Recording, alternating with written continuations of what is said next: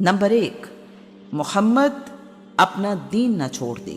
Number 2، بنی ہاشم محمد کی حمایت نہ چھوڑ دیں۔ نمبر 3، بنی ہاشم محمد کو ہمارے یعنی قریش کے حوالے نہ کر دیں۔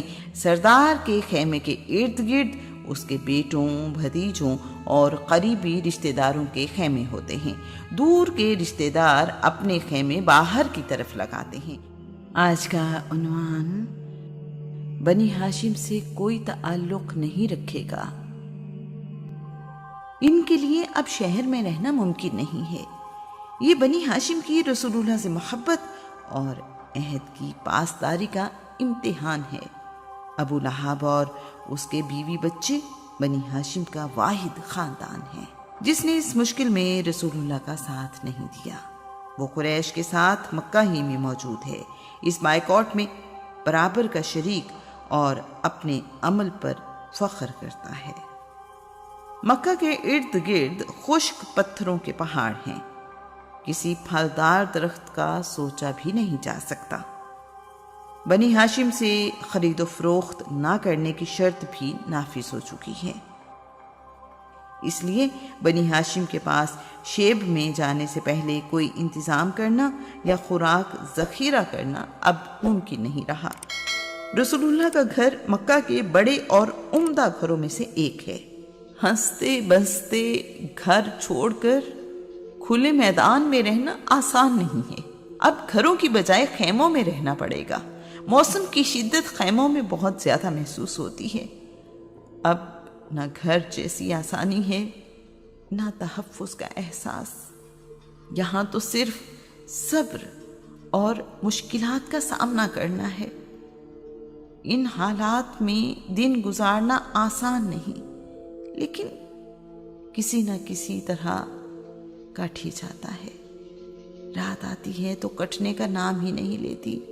ویرانہ ہے، پریشانی اور خشک پہاڑ۔ زندگی ایک مصیبت نظر آ رہی ہے، لیکن قبیلہ ساتھ ہے۔ قریش نے شیب ابی طالب کی طرف آنے والے راستوں پر اپنے غلاموں کو بٹھا دیا ہے تاکہ کھانے پینے کا سامان بنی ہاشم تک نہ پہنچ سکے اور وہ اذیت میں رہیں۔ قریش مکہ رسول اللہ کا ساتھ دینے والوں کا حوصلہ توڑنا چاہتے ہیں تاکہ یہ لوگ قتل کرنے کے لیے رسول اللہ کو قریش کے حوالے کرنے پر تیار ہو جائیں۔ قریش کو یقین ہے کہ اس بار وہ اپنے مقصد میں ضرور کامیاب ہوں گے۔ بنی ہاشم کا حوصلہ قائم ہے۔ گرمی سے سردی اور سردی سے گرمی کا موسم آ گیا ہے۔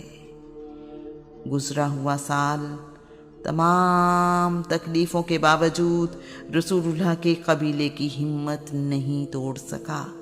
درد دل رکھنے والا کوئی شخص کبھی کھانے پینے کا سامان اگر شیب میں پہنچانے کی کوشش کرے تو قریش مکہ اس کے راستے میں دیوار بن کر کھڑے ہو جاتے ہیں۔ باپ جیسے چچا ابی طالب کو فکر رہتی ہے کہ قریش رات کے اندھیرے میں حملہ کر کے کہیں رسول اللہ کو نقصان نہ پہنچائیں۔ قریشی سرداروں کی دھمکی ابی طالب کے ذہن میں موجود ہے۔ رسول اللہ کی حفاظت کے لیے انہوں نے ایک خوبصورت انتظام کیا ہے۔ شام ہوتے ہی رسول اللہ سمیت سب اپنے اپنے بستر پر لیٹ جاتے ہیں۔ اندھیرا گہرا ہونے پر ابی طالب رسول اللہ کے پاس آتے ہیں، انہیں ان کے بستر سے اٹھا کر کسی دوسرے بستر پر لٹا دیتے ہیں۔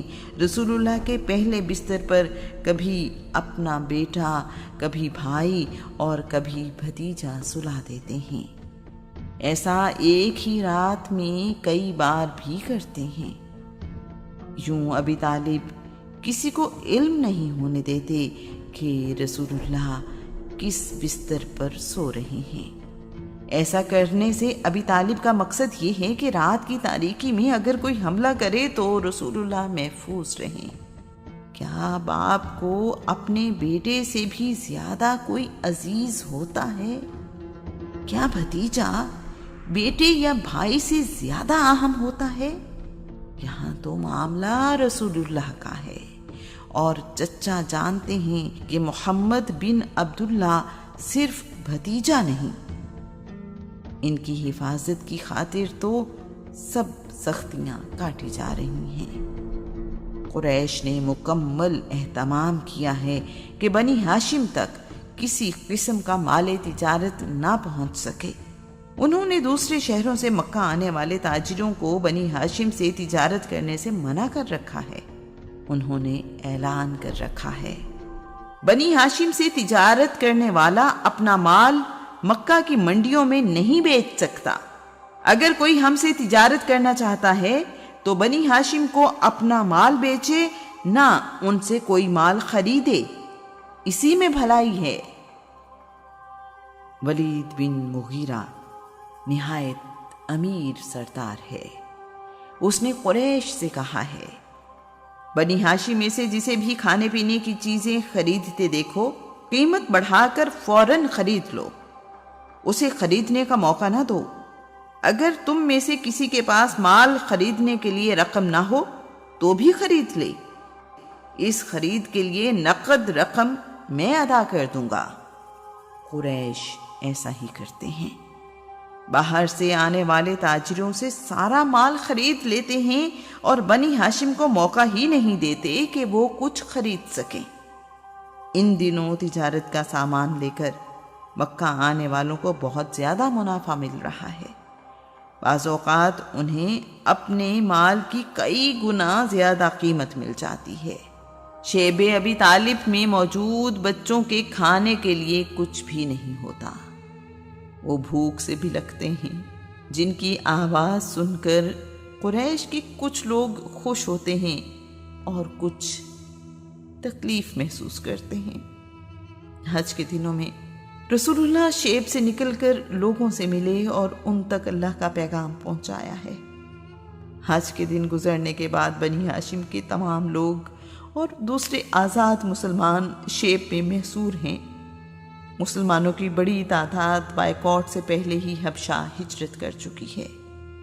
گنتی کے چند مسلمان جو غلام ہیں یا مجبور مکہ میں موجود ہیں۔ مکہ میں رہنے والے تمام قریشی قبیلوں کی مخالفت اور دشمنی کی وجہ سے ان کے لیے بنی ہاشم کی مدد کرنا ممکن نہیں۔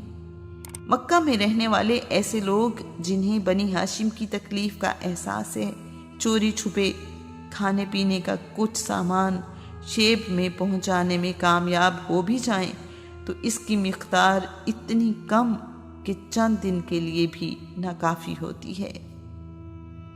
تجارتی سرگرمیاں نہ ہونے کی وجہ سے بنی ہاشم کے پاس پیسوں کی کمی ہر وقت رہتی ہے۔ قریش بنی ہاشم کو مشکل ترین حالات میں رکھنے میں کامیاب ہیں۔ انہیں انتظار ہے کہ کب بنی ہاشم کا حوصلہ ٹوٹے اور وہ رسول اللہ کو ان کے حوالے کر دیں۔ قریش کو اپنی کامیابی کا یقین ہے۔ شیب میں رسول اللہ صلی اللہ علیہ وآلہ وسلم اور ان کا خاندان درختوں کے پتے اور جانوروں کی کھالیں ابال کر کھانے پر مجبور ہیں۔ رسول اللہ نے اپنی انگلی سے چاند کی طرف اشارہ کیا اور اسے 2 ٹکڑے کر دیا ہے، ایک ٹکڑا دائیں طرف اور دوسرا بائیں طرف چلا گیا ہے۔